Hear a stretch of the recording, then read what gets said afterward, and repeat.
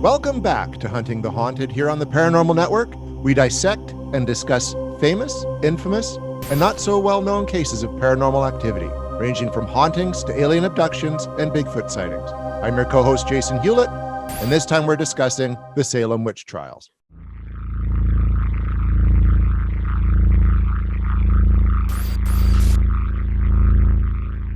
And I'm Peter Renn. The Salem witch trials began during the spring of 1692 when two young girls, Abigail 11 and Betty 9, in the village of Salem, Massachusetts, claimed to be possessed by the devil and accused several local women of witchcraft. This created a wave of hysteria that spread throughout the colony. More than 200 people were accused, 30 were found guilty, 19 of whom were executed by hanging. 14 women and 5 men. One other man, Giles Corey, was pressed to death for refusing to plead. Many of the early accused were considered social outcasts, people who stopped attending church or had sex out of wedlock. Arrests were made in numerous towns around Salem, notably Andover and Topsfield. The grand jury trials for these crimes were conducted in 1692 and by a superior court in 1693. Both were held in Salem, where the hangings took place. This was the deadliest witch hunt in the history of the colonial North America. In fact, only 14 other women and 2 men were executed in Massachusetts during the 17th century. Not even animals were safe, Peter, as 2 dogs were also put to death due to their alleged involvement in witchcraft. Following the trials and executions, many involved, like Judge Samuel Sewall, publicly confessed error and guilt. On January 14, 1697, the General Court ordered a day of fasting and soul-searching for the tragedy of Salem. In 1702, the court declared the trials unlawful, and in 1711, the colony passed a bill restoring the right and good names of those accused, and granted £600 restitution to their heirs. However, it wasn't until 1957, more than 250 years after the fact, that Massachusetts formally apologized for the events of 1769. But what could cause such hysteria and violence? There are several theories, and we'll touch on a few of those next. One theory is the Native American Wars contributed to the hysteria that took hold in Salem. One of the most brutal battles, the King Philip's War, took place near the town, and most people in the area were in some way affected by the violence. Many were afraid of attacks and raids from nearby Aboriginal tribes. Some of the afflicted girls who accused others of bewitching them had witnessed earlier raids prior to making their claims. It's been suggested seeing these attacks gave them post-traumatic stress, which might have played a role in these accusations being made. It's been suggested town officials accused and executed ex-minister George Burroughs, who led a number of failed military campaigns during the Native American Wars, as a way of shifting the blame from their own inadequate defense of the frontier toward the supernatural. In short, they wanted to believe the devil was threatening them instead of their own weaknesses. In other words, safety was just a witch hanging away, at least in the public's eye. Puritan religious beliefs, prolonged cold weather, and even socioeconomic reasons have been brought up in an effort to explain what happened. We could spend a whole show talking about these, but we're not a history show. We're about the paranormal. And the paranormal question is, of course, were these girls actually possessed by demons, or is something else afoot here? Peter, what are your thoughts? I think at that time there was a lot of change in the development of the United States, and there was a lot of kind of uncertainty of how the country would evolve. And at that time, people were just kind of clenching on straws in relation to pointing fingers at people. And because of the religious aspect of it all, people just phrased it as being demonic, I guess.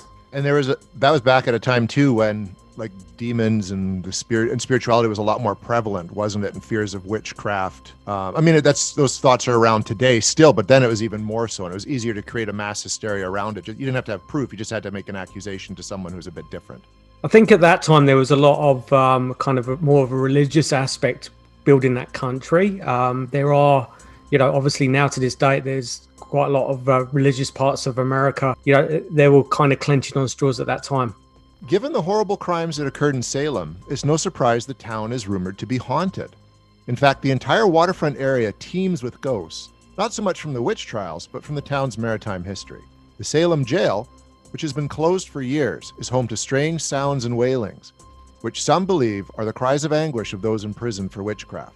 guests at the Hawthorne Hotel have reported strange sights and sounds since the hotel opened in the 1920s. The land where the hotel was built belonged to Bridget Bishop, the first woman executed during the Salem witch trials. Several different ghosts are believed to haunt Joshua Ward House. These include Giles Corey, who was pressed to death during the witch trials, George Corwin, the High Sheriff of Essex County during the trials, and an unnamed elderly woman who haunts the stairs. On top of Hawthorne Hill stands the former Danvers State Hospital, which sits on ground that once belonged to Jonathan Hawthorne, the presiding judge during the witch trials. Many people have reported spectral sightings of a ghost said to resemble the judge. And, given the building was a psychiatric hospital, rumors abound of cruel experiments that were done on the patients, and of ghosts wandering the land. Gallows Hill is exactly what you think it is. This is the spot where the town carried out the executions of Bridget Bishop and the 18 others accused of witchcraft. And yes, a plethora of spirit activity has been reported here.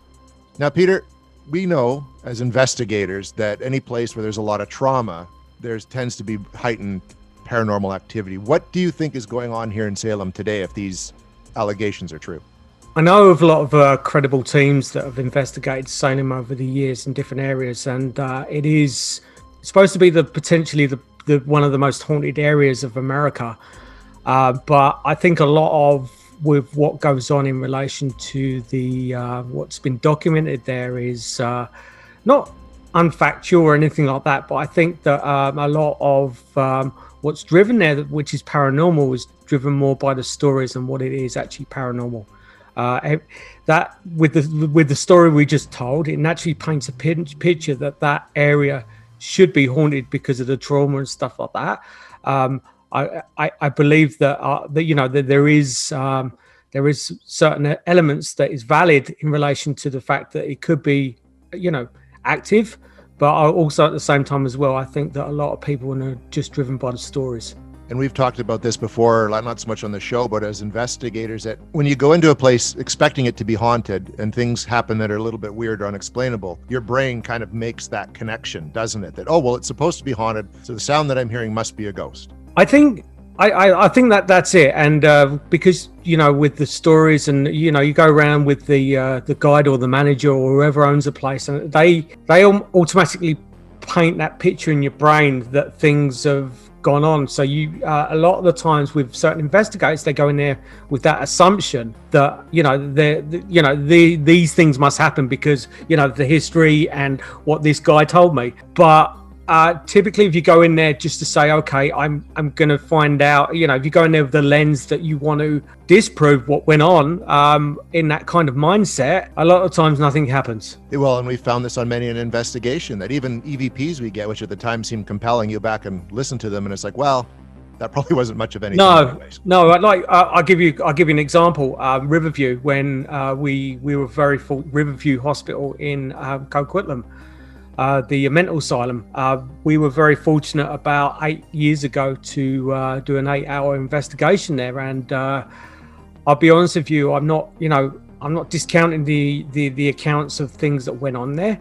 It was tragic, and there were a lot of things that were kind of brushed under the table, and it does create that kind of lens of trauma. But we were there for 8 hours, and we didn't have anything that I would deem as paranormal happen to us. We've spoken to people who have been in at Danvers State Hospital too, and have said that despite its reputation, it's not as haunted as people make it out to be when the team's actually in there investigating. Excellent. So what do you think? I guess it's a tough one to pass judgment on, because we know the Salem witch trials actually happened, and that's an unfortunate event from history. Yeah. When it comes to the hauntings, though, do you think it is more stories than actual factual hauntings, Peter?